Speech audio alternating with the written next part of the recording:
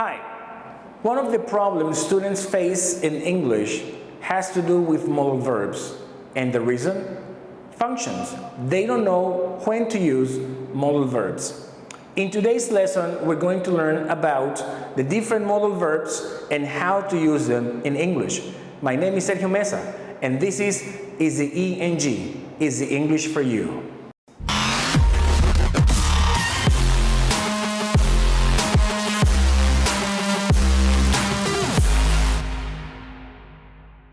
All right, we're back. There are many things that you need to consider when you are studying the modal verbs, okay? One that I did not write on the board has to do with the meaning of modal verbs, okay? Since they are considered auxiliary verbs and modal verbs, they don't have specific meaning. And since we use them in different situations, therefore it's going to be more difficult to say that should means something else and can mean something else as well, okay? So that's why when you look up modal verbs on the dictionary, you won't find a specific meaning for those modal verbs, okay? What else do you need to take into consideration? Number one, they work as verbs and also as auxiliaries at the same time. What does it mean? That in the simple present, in a negative sentence, you shouldn't use the auxiliary do or do not to express a negative idea, okay? Just to consider. For example, it's incorrect, grammatically speaking, something like this. I can play the piano. It sounds really awkward, right?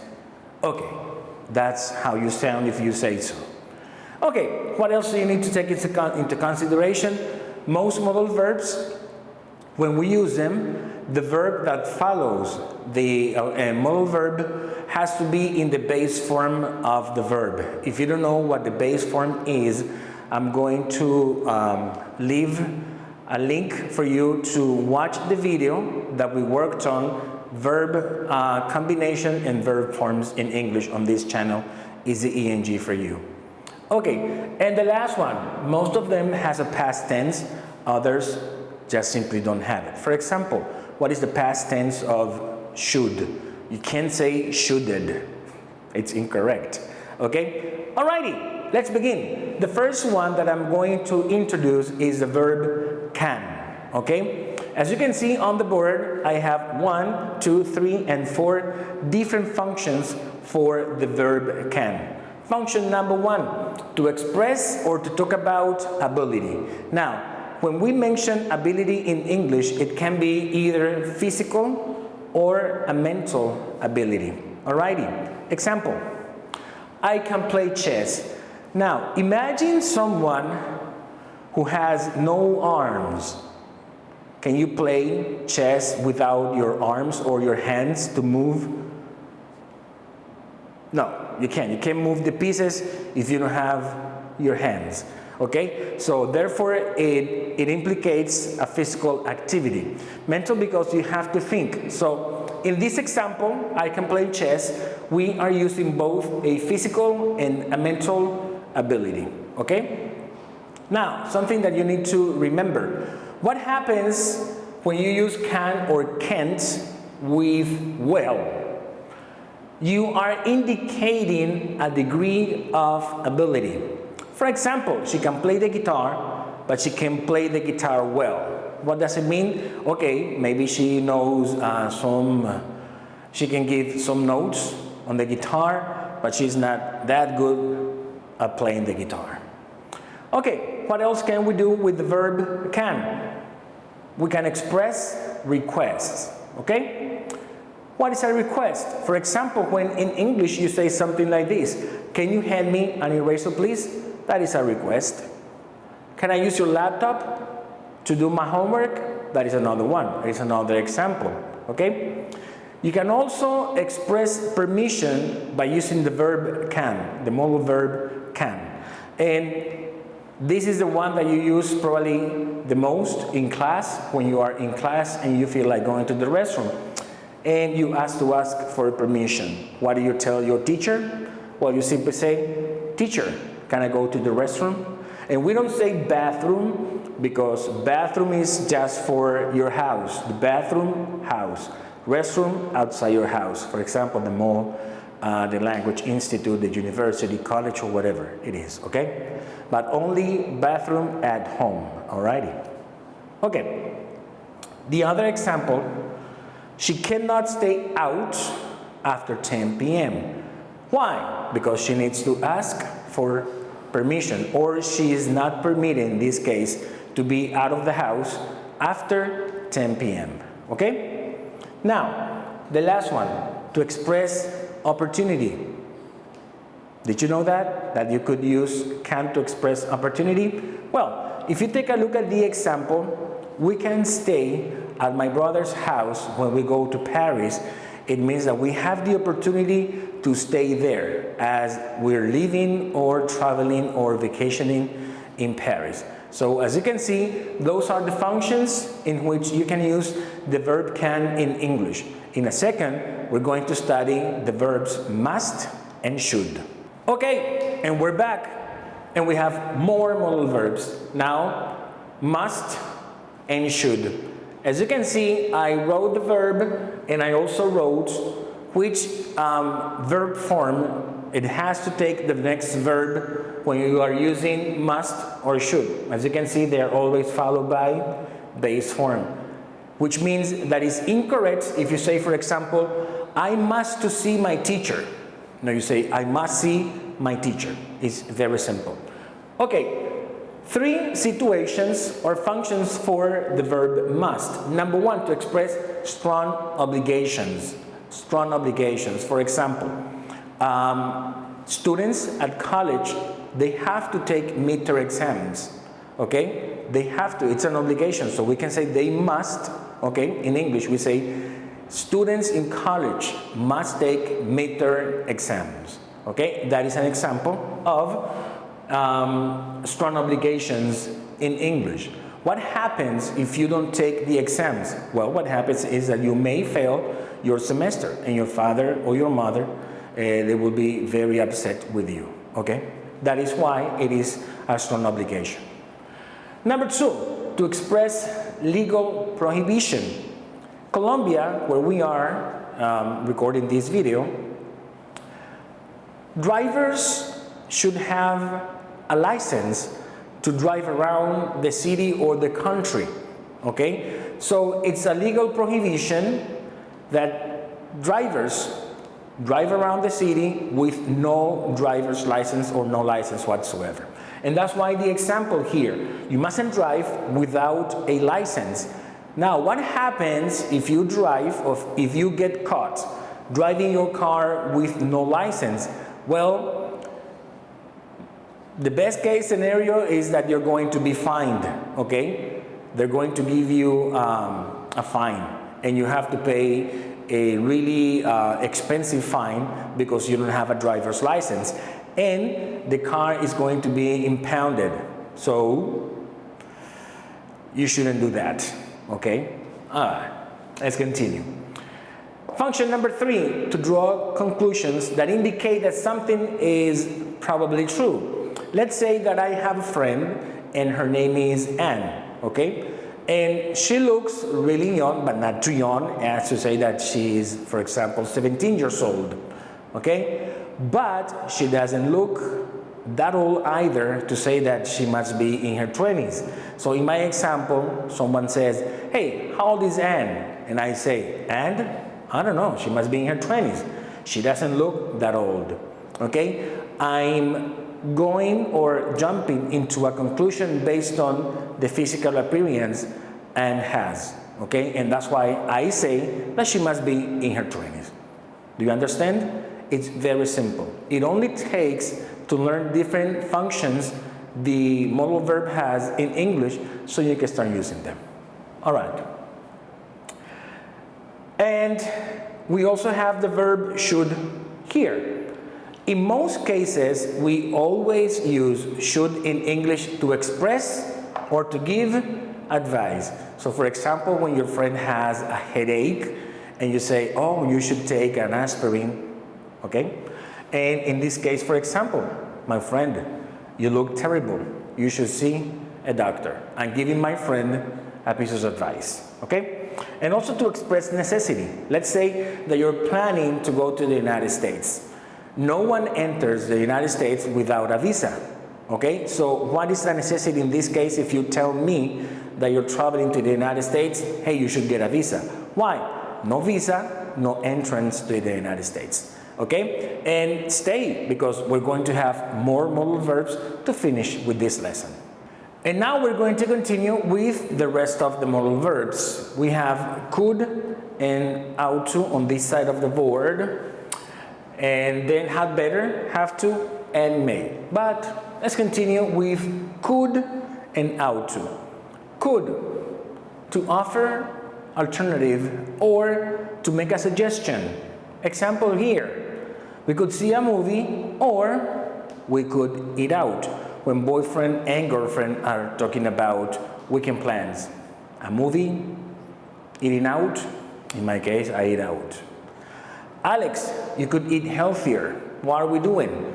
We're giving an alternative to our friend Alex, and we're also making a suggestion.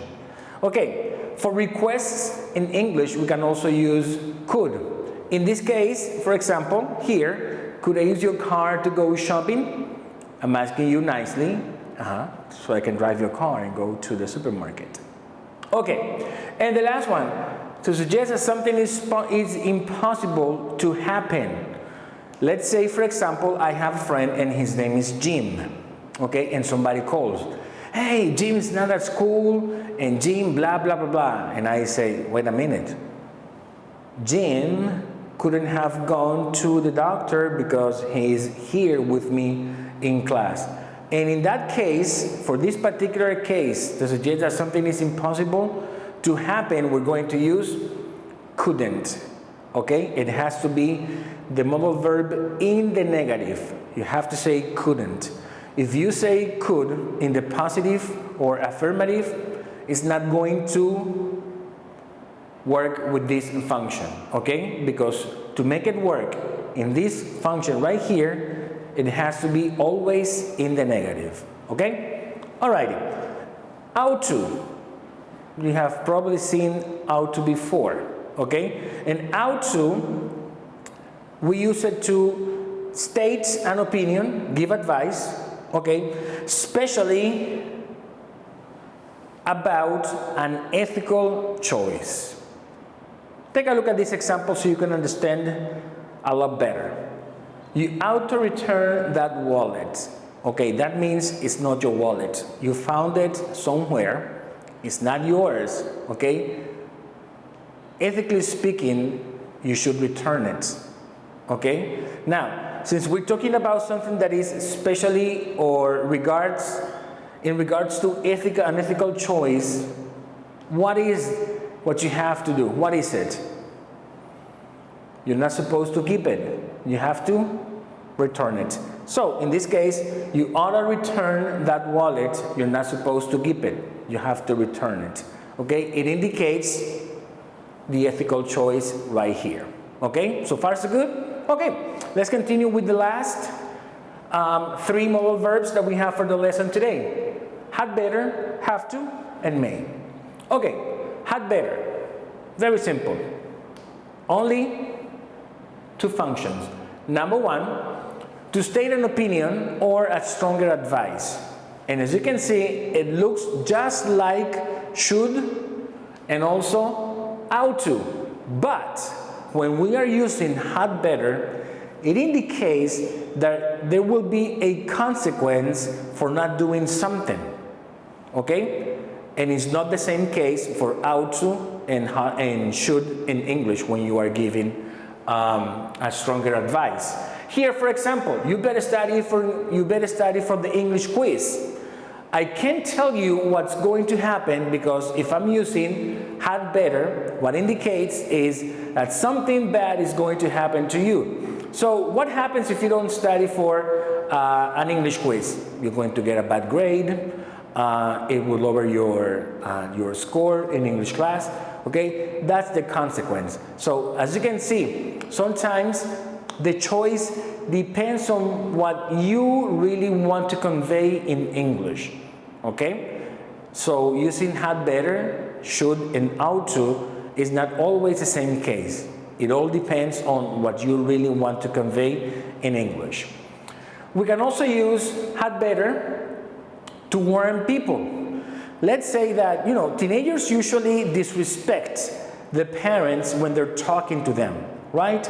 Because they yell at their parents and blah, blah, blah. And sometimes they have this attitude. Teenagers, I know you're watching, respect your parents, okay? So let's say that you had an argument with your parents and you started yelling at your parent and you got frustrated, he got frustrated too, and you started, yelling at each other. You lost it, okay? Then your father says something like this: you had better watch the way you talk to me in the future. I will not tolerate this type of behavior in my house. That means that you're in trouble, okay? He's giving you a warning. Alrighty, okay. Have to is the other case. I have only two functions right here. To express obligation when there is no other choice of action available. Let's take a look at the example. You have to do the presentation. What am I saying? There's no other way. Either you do it or you do it. As you can see, very simple. Number two, we use don't have to express lack of obligation. Lack of obligation. Let's say we go to a store and we are buying shoes, okay? And you see a pair of shoes, and then I tell you something like this: hey, you don't have to buy these shoes if you don't like them. There's no obligation. You don't like the shoes, you don't buy the shoes. And it's not the same if you, for example, go to a restaurant and then you say, I don't like the food, I don't have to pay for that. No, that's not the case. And don't say, since I watched it on Easy ENG for you on YouTube, I'm going to do it, okay? I'm not saying that. All right, and to finish, we have may. Two functions for may. To express possibility, sometimes when you see the sky and it's looking kind of gray and it's cloudy and sometimes it's chilly, you say it may rain, okay? It may rain. And the reason we use may is because we are expressing a possibility. I may go to your party tonight. It means that I also have something else to do, okay? And there's a slight chance for me to go to your party. So to express possibilities, you can also use may in English. And finally, to express permission. Remember, that student in your classroom or you, when you want to go to the restroom, what do you tell your teacher? May I go to the restroom? That's what you tell your teacher. As you can see, it's very simple in English to use modal verbs. Okay? So if you haven't subscribed to the channel, please subscribe to the channel and activate the notifications so you can get more from Easy ENG for you. And don't forget to follow us on our social network. Until the next time, see ya. Bye-bye.